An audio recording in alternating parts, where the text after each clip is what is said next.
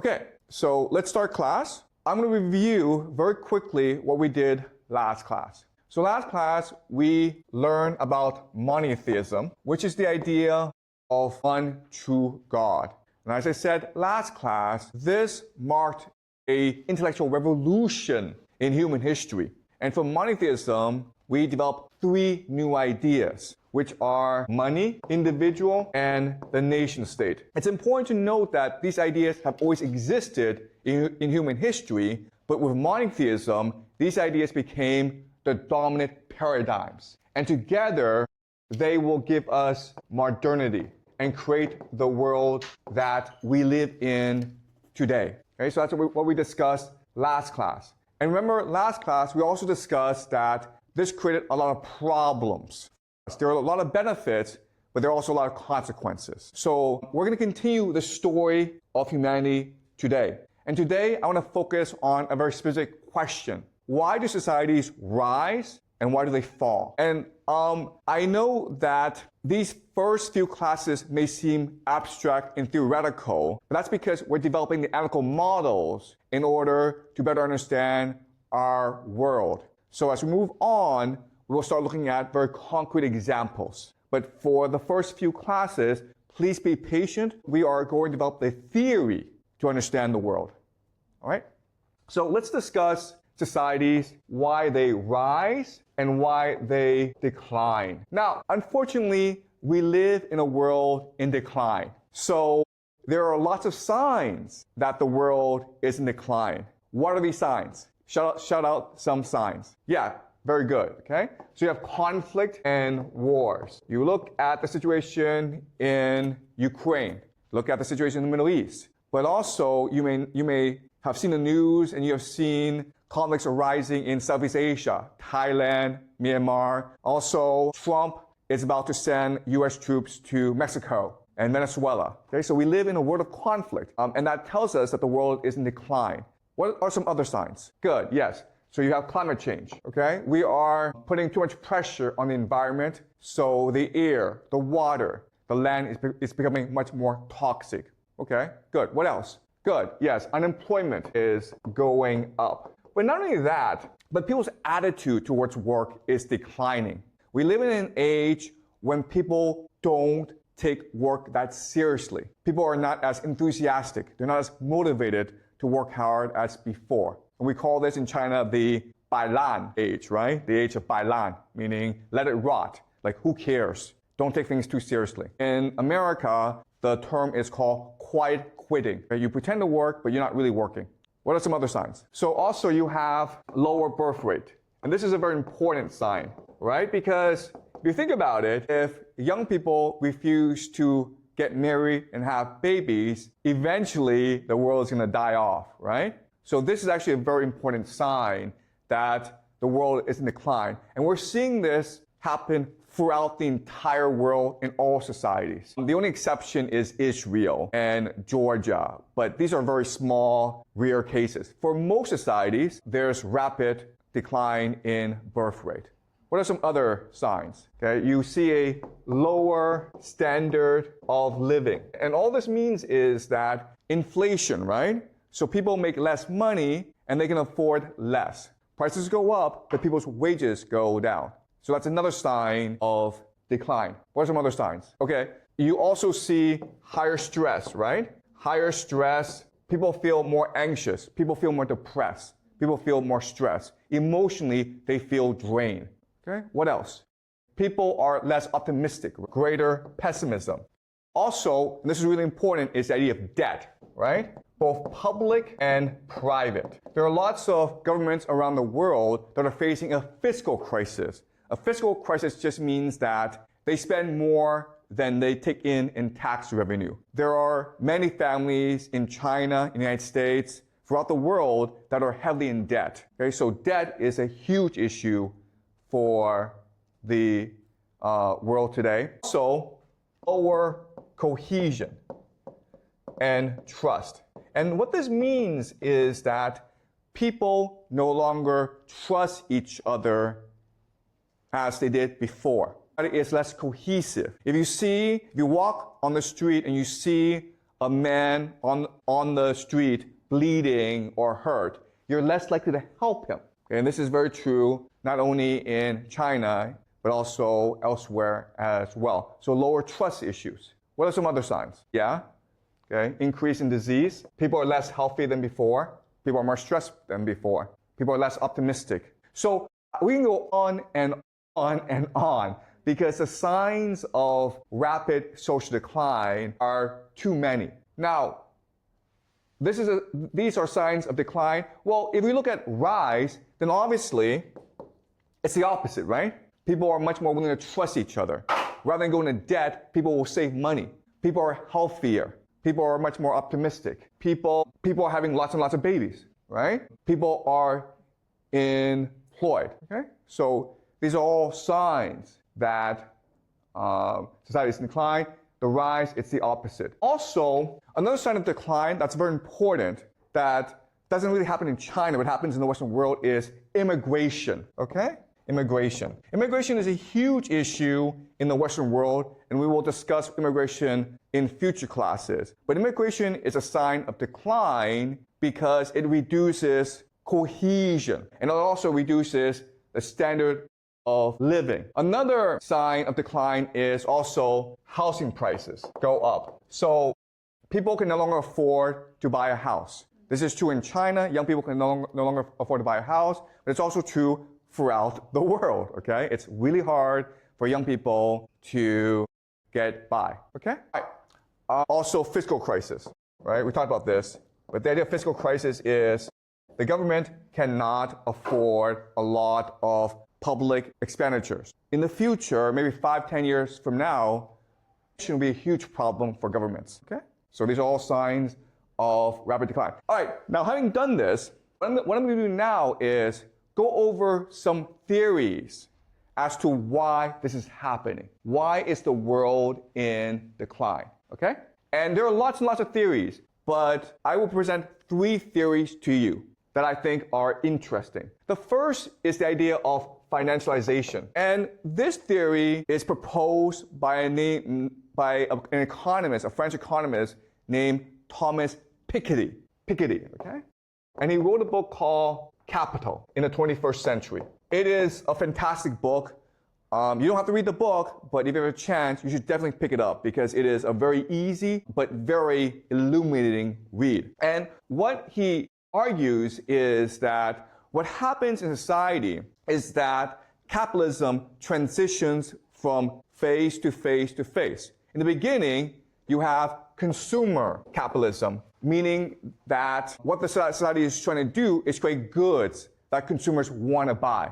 This is an era of rapid wealth generation. Then you move into financial capitalism, which is a period of investment. Rather than build factories, you put the money into the stock market, okay? So you're trying to generate as much money as possible. But what we discussed last class that's very important is wealth and money are not the same thing. So in the first phase, consumer capitalism, you focus on the generation of wealth. In financial capitalism, you focus on the generation of money. And then you move on to monopoly capitalism, which is where just a few companies control everything.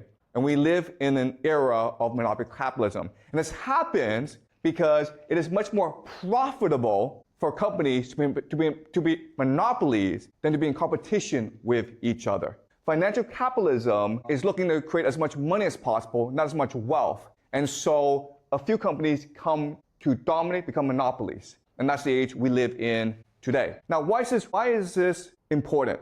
It's important because when we make this transition, people are no longer focused on working hard. They're only focused on speculating, right? So let me give you an example.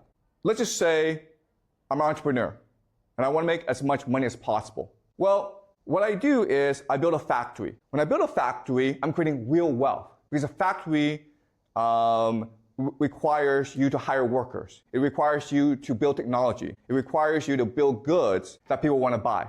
But after I build a factory and I make a lot of money, I want to take this money and let it grow as fast as possible, so I put it in the stock market, okay? And that's just how people behave. The problem is that if too many people do that, then no one's really working. No one's creating real wealth in the economy. The other problem is that because of the way capitalism is set up, if everyone's putting the money in the stock market grows too fast. And the real economy does not grow that fast, okay? And the difference is stark. Thomas Piketty spent a lot of time going over income tax, just looking at how much tax people paid. He did a lot of statistical analysis. And what he discovered is the real economy in late stage capitalism will grow about 2%. The financial economy will grow at 5%. Okay? And this is really key. What this is telling us is that if you have $1 million, you could choose to go and open a restaurant, or you could choose to invest in the stock market. If you open a restaurant, you will make at most $20,000 a year. But if you were to put it in the stock market, you would make $50,000 a year. So everyone's going to put all the money in the stock market, which allows for the stock market to increase. But the real economy is not improving. And therefore, you have all these issues arise. Greater unemployment, greater debt. No one's really working, okay? So that's the idea of financialization. And what Piketty argues is that this is just a natural cycle. This is just a natural byproduct of capitalism. We live in an age of late stage capitalism. Is this clear to you guys? Any questions before I move on to the second theory? All right. Let's move on to the second theory called elite overproduction. And this was proposed by a historian named Peter Turchin. And Peter Turchin spent decades looking at why societies rise and fall. He looked at the Roman Empire. He looked at the French Revolution. He looked at many different examples. And what he believed is societies decline because of the idea of elite overproduction, meaning you have too many powerful people competing for limited positions of power. So to understand this, I'm going to talk about another experiment called Rat Utopia. And Rat Utopia was a series of experiments conducted by an American scientist named James B. Calhoun. And what James Calhoun was trying to do in his experiments was trying to figure out what living in a world of abundance and wealth and security meant. After World War II, the world was divided between the United States and the Soviet Union. It was the Cold War. But it was also a time of increasing abundance due to technology and peace. And the population was increasing. So James Calhoun conducted these experiments to figure out what this meant for the world. So what he did was this. He had a room, okay, that was sealed off from the world. And in the room, he put in food and water and housing for a colony of rats. Maybe like 10 rats at first, but they quickly became 400, 500 rats. And at first, the rats were really happy. But no matter how Calhoun configured the experiment, ultimately, the rats always ended up killing each other. Okay? So what he discovered is, if you live in a world of abundance and security, the end result is the rats always kill each other. And he kept on doing this for 20 years. And he could never, ever create a situation in which the rats lived peacefulally. And he could never figure out why this was the case. And even today, there's a huge debate as to why this is the case. But he had a theory, okay? And the theory is this. The rats were not competing for food. They were really competing for status. All right, so let's think of this, okay? In a state of nature, in the real world, rats compete each other for mating rights, right? So you see a beautiful rat and you fight over her, right?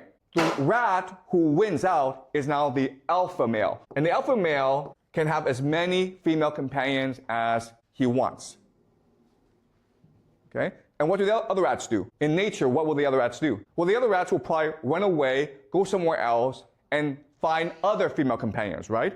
Because everyone's trying to be the alpha male. But what's the problem with James Calhoun's experiment? Why do they fight each other? There's no place for them to go. They're stuck where they are. You understand? So it's what we call a zero zero-sum game. I win, you lose, okay? There can only be one winner. But in nature, if I win, then the other rats run away and try to build their own colony. But in James Calhoun's experiment, there's no place for them to go. And so all that happens is they keep on fighting each other until they die, okay? And that's the idea of elite overproduction. And that's what Peter Turchin says. The elite, the children of the elite, are always fighting for positions of power. Not normal people, it's the children of the elite. But eventually, the elite have too many children, and there are not enough positions of power. Another way of saying this is that in China today, there are too many graduates of Peking University, Beida, and Tsinghua University, Tsinghua, right? They want to be the big boss. They want to have the power, but there's too many of them, okay? There's no place for them to go. And that leads to conflict in society. And ultimately, what Peter Turchin has discovered is, if that's the case, then elite overproduction will ultimately lead to either war or revolution. It will lead to the collapse of society. And there's no way around this, okay? That's Peter Turchin. Now I want to go to the third theory. And the third theory is the idea of a civilizational life cycle. And this is proposed by a German philosopher, scholar named Oswald Spengler. And what he argues is that society, culture, civilization is no different from a person. As a person, as a human being, we go through a life cycle. We are born, we grow up, we mature, then we die, right? And there's no way around this. We all have limited life cycles. You can live to 100, you can live to 150, but eventually you'll die. And what Oswald Spengler says is that happens in society as well. And there's nothing anyone can do about this. So let's go over the life cycle for civilization, okay?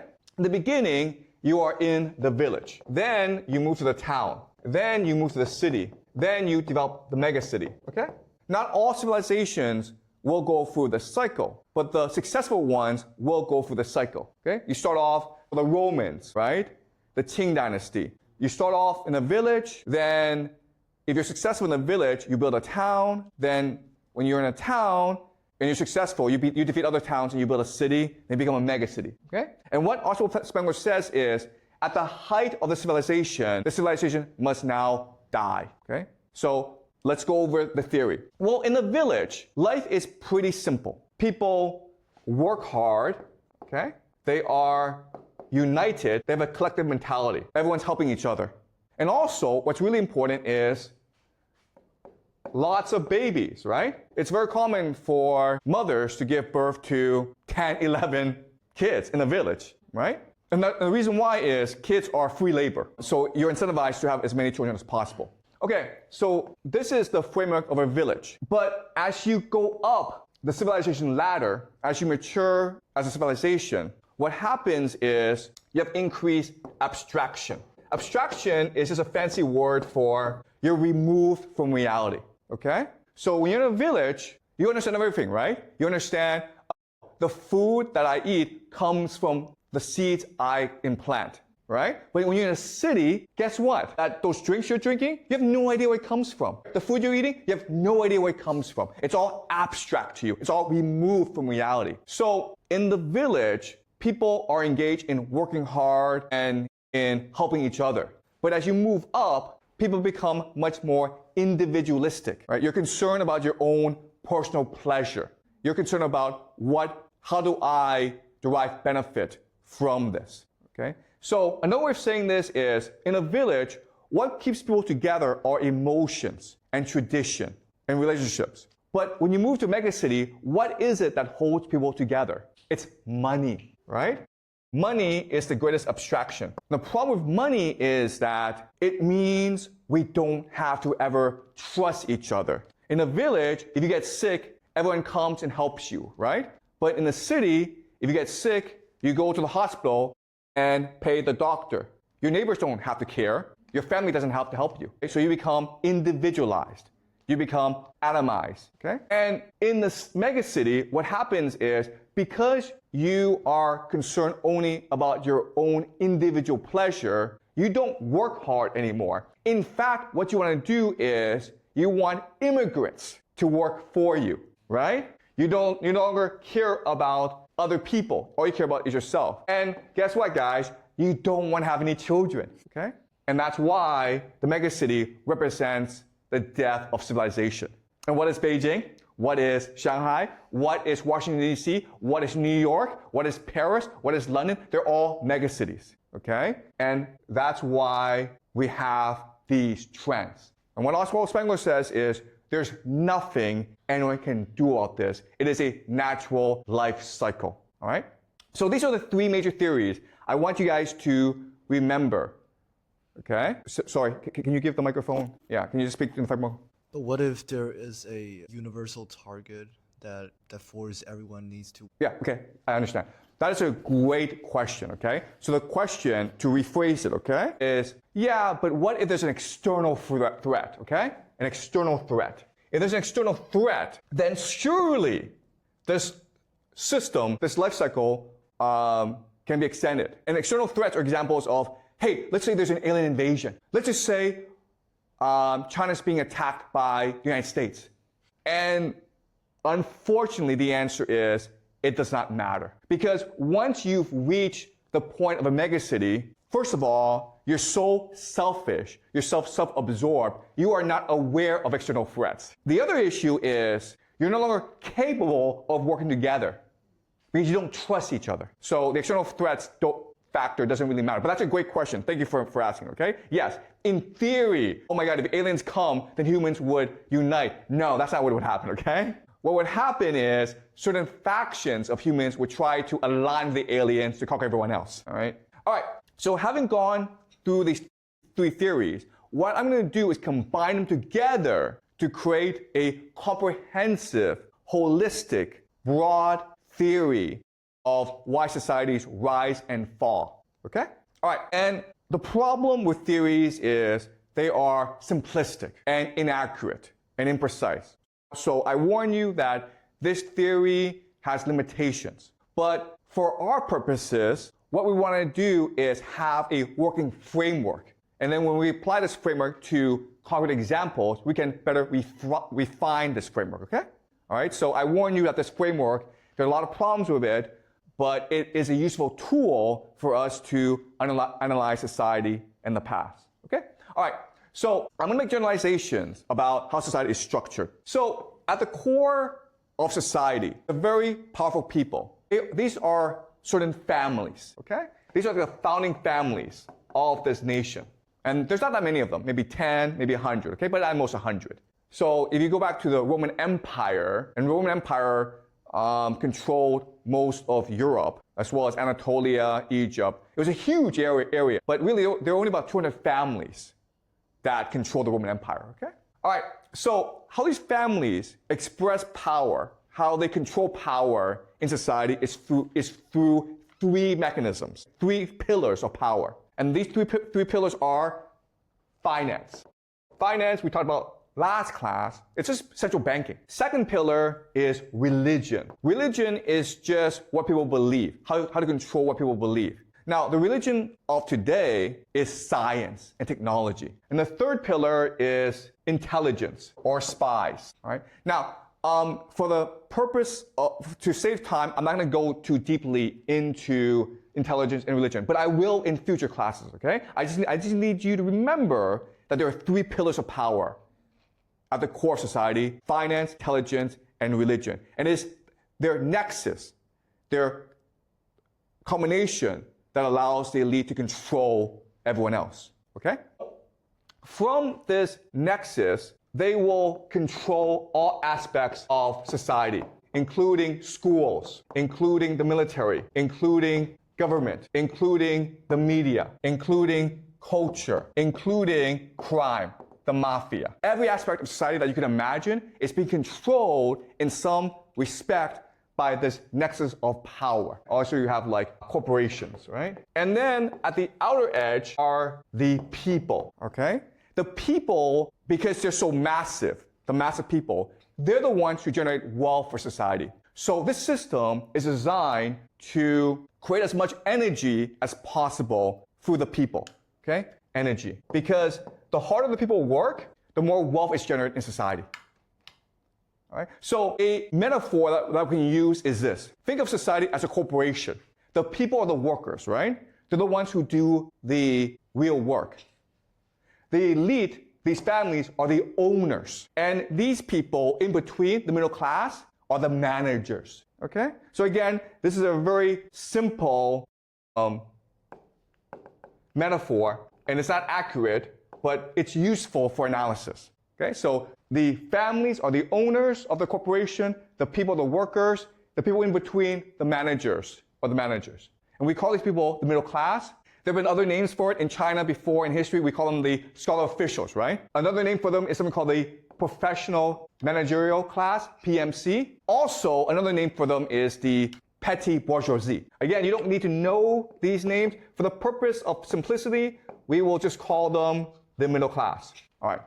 Does that make sense? Okay. So having gone through the structure of society, let's talk about what happens when society rises and falls. When it rises, the dynamic of these three groups, it's very interesting. When it rises, the families who own the nation are happy to let the managers control society. And this is what we call democracy, right? And the managers are always providing feedback to the families and saying, we should treat workers better. If we treat workers better, then they will work harder, okay? And at this point, things are great. The people feel that they have a voice in the system. They're making good money. Everyone's really happy. But what happens because of the elite overproduction is these families produce too many children who want positions of power. Basically, they want to spend money from the corporation. And now the corporation is in trouble. It's in debt, okay? So at this point, what happens is this. You would think the managers would say to the families, listen guys, we need to be more fair to the people. But what really happens in reality is the managers exploit the people. Okay? The managers will now deceive. They will lie to the people. They will commit fraud. They will exploit the people. Why? The reason why is this. What the managers really do is something called rent-seeking behavior. Okay? Rent-seeking behavior just means they have a certain power that they want to exploit in order to extract wealth from other people. So for example, the most classic example is you own an apartment in Beijing, right? So you rent it out to someone who needs to live in Beijing and you collect rent. Well, this is true for a lot of people. So if you are a lawyer, you collect rent because only you can work in the court system. So if you want to sue someone or if you have a contract dispute, you have to go to a lawyer, okay? The lawyer is collecting rent. And that's what the middle class, the professional managerial class do. They are rent seekers. Another way of saying this is, guys, if you go to a company, you know what the workers do, right? You know what the managers do? They really don't do that much, okay? And this is true for the middle class. The managers, the middle class, live very nice lives. And so when the company's in trouble, the managers are like, well, I have a very nice life, I have a very nice job, but I don't really don't do anything, so I'll probably be the first to get fired. So they have to show their worth. They have to prove their worth, and therefore, they exploit the workers, okay? Do you understand? They push the workers harder to generate more wealth. So in the decline phase, this is not really a problem. But what happens over time is the conflict within the elite gets worse and worse. Elite overproduction. And what will eventually happen is they will form into factions that compete against each other for power. Okay? And when that happens, then society becomes aligned into factions. The factions will bring in certain elements of the middle class, which will then bring in certain elements of the people. And now what happens is civil war or revolution. And this marks the collapse of society. What's really important for us to remember is this is a natural cycle, and no amount of external threat will change that dynamic. Why? Because it's very common for these factions to align with mercenaries, okay? So there's foreign invasions, not because some guy overseas is like, oh, this society is unstable, I'll come and invade. What happens often is a certain faction invites mercenaries into the nation as part of the power struggle. And then the mercenaries realize, you know what? We can stick this for ourselves, all right? So when you reach the collapse phase, the society is much too insular, much too wrapped with infighting to care about external threats. And that's why if there's an alien invasion, it really wouldn't change anything. Okay? All right? Is this clear to you guys? So again, this is the model we're working with to explain the rise and fall of societies. At first, in this system, the elite families are willing to let the managerial class incentivize and motivate the workers to do their best. And you do that through democracy, through openness, through meritocracy, through innovation. But over time, as these elite families have more and more children, and these children are engaged in rent-seeking behavior, they basically want to steal profits from the corporation. The corporation runs into trouble, and the managers are forced to coerce the people, which leads to greater conflict. And eventually, over time, the collapse happens when society breaks up into different factions, which leads to civil war or revolution or war. So that's the model we're working with. All right, any questions? Are you guys clear about this? Yeah. So what if families don't have that many children? Okay, that's a really interesting question. And the answer is these families, first and foremost, want to have as many children as possible, right? Because how do you pass on your power? So maybe the middle class don't want to have that many children, but the elite will have a lot of children because they need to be able to pass on their power and privilege to their children. In fact, the elite is first and foremost concerned with passing on their privilege to the next generation. And that's why these elite families expand so fast. And also, who wants to marry into elite families? Who wants to marry into them? Everyone. All right? And they have to marry into other families in order to maintain their power. So having children in a marriage is a way for the elite to maintain their power. Okay, so let us summarize what we've learned so far and discuss what is it that allows societies to rise and fall. So we'll look at three phases: the rise, the decline, and the collapse. Okay, so when I mean decline, I don't mean like things are getting worse. I mean things aren't improving, okay? So rise is when things get better, decline is when things are stagnant or getting slightly worse, collapse is when society is about to fall apart, okay? So if you look at these three particular phases of society, there are different characteristics. When society rises, it is first and foremost open. Open just means that you have opportunities for social mobility in the society. If you're a poor person, you can make money. You can become wealthy. Your talent is appreciated. It's a meritocracy. It's innovative. If you criticize society, people are like, thank you for criticizing us because criticism makes us better people. Okay, there's open debate. Now, what's really interesting is most young societies are open societies. Okay, so for example, in 1950s, America was a democracy, right? China was communist. But this is really interesting. In the 1950s, they were both open societies. You could criticize leaders. In fact, you were encouraged to criticize leaders. China was as democratic back then as the United States, okay? So it's not about political systems. It's just about what stage you are in social development. So if you're young, you're going to be open. You're going to be democratic. You're going to be meritocratic. You want to learn, so you will listen to criticism, okay? That's the first great characteristic of a society on the rise. It's openness. But when you reach a decline phase, guess what? Society becomes bureaucratic, okay? Bureaucratic. Why? Because if we go back to this model, as the company loses more and more money, the managerial class is concerned with maintaining their jobs. So they become bureaucrats. Okay? They have to prove their worth. So they create a lot of paperwork. They make everyone follow the rules. Society becomes more and more bureaucratic. Then in the collapse phase, society becomes authoritarian. Okay? Before decline is about following the rules. Now it's just ruled by force. But there's another way of saying this. In the rise phase, what matters is the consent. Okay? So these three groups, the elite, the middle class, and the people, they're all working together to improve society. There's consent. But when you hit the decline phase, now there's deception. And then when you hit the collapse phase, it's coercion. So let me give you an example. Let's just say we are in the rise phase, right? Well, we want to go to lunch. So we discuss where we go to lunch. I want to go to McDonald's, but you guys want to go to Pizza Hut or KFC. We have debate, and then eventually we vote, and whoever wants to go, like the majority wins, okay? That's the consent phase. When we hit the decline phase, deception, I'm the teacher, so I say to you, hey guys, let's go to McDonald's because Wang Fei will be there, or Jack Ma will be there, or it's free hamburgers today, okay? I'm lying to you to get what I want. And then in the collapse phase is, I say to you, I'm the teacher and I will beat you up if you don't listen to me. So in the rise phase, what matters first and foremost is unity of the people. We're all working together. There's empathy. There's concern for other people. I want to be your friend. We need to work together to make society better. But in the decline phase, it's really about stability. It's about making sure that society maintains a status quo, okay? When we reach the collapse phase, it is survival. Screw you, I want to live, and if I have to kill you, I'll kill you, all right? So this is a map that shows us what happens when society rises, declines, and collapses. Now, what's really interesting about this is the timing, okay? So if you actually look at societies, the timeline, it goes like this, okay? There's a steep rise, the decline is slow, and the collapse is sudden. So people think, oh, decline, things get worse, but we follow this trend, we'll still be here, but actually the collapse happens really fast. Why?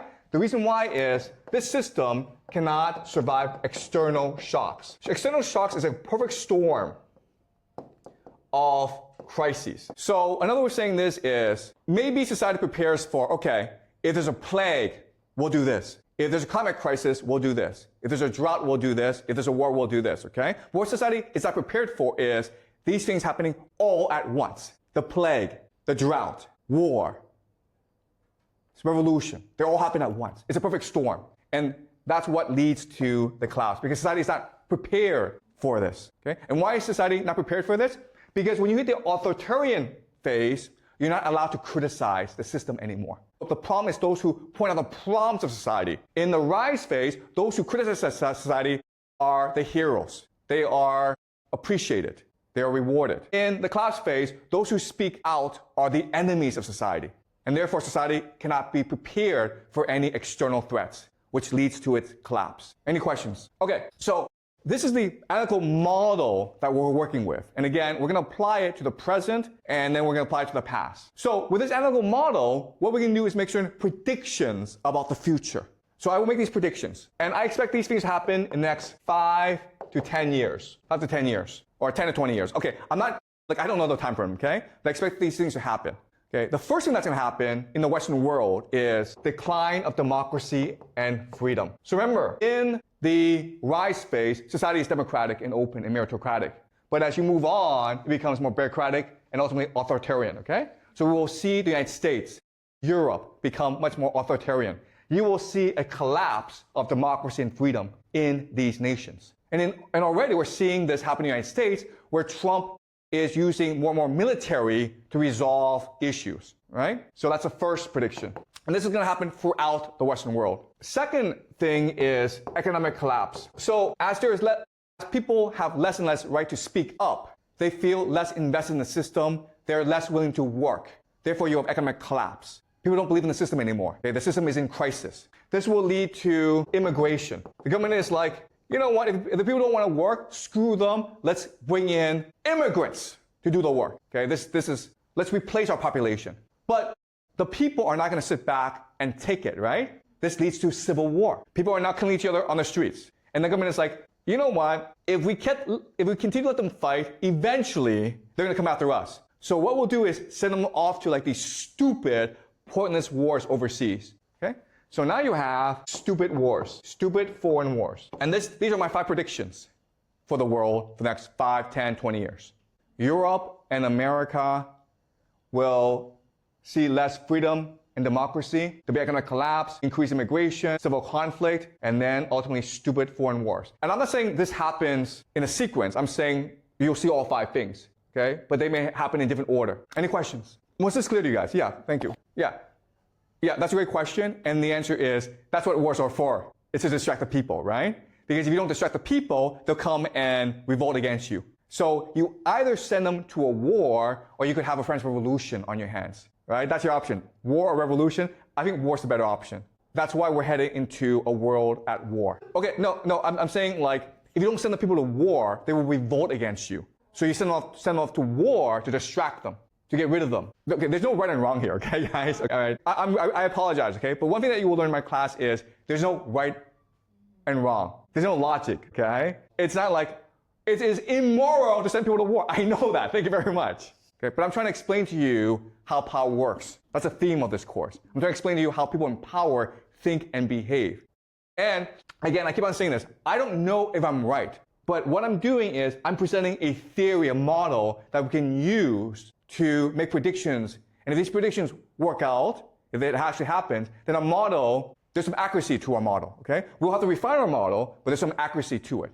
But hey, if tomorrow Trump, Putin, Xi all get together and says, let's be best friends, then I'm wrong, right? Okay? So that's what we're trying to do in this class. We're not trying to argue what is right, what is wrong, what is just, because quite honestly, it doesn't matter. Morality doesn't matter here. It's about power. We're trying to understand how the world works. And if we do that, then maybe we can work together and build a more just world. But first we need to figure out how the world really, really works. Okay? Any more questions? Okay, great guys. So we will continue this story next class. I'll see you guys next class.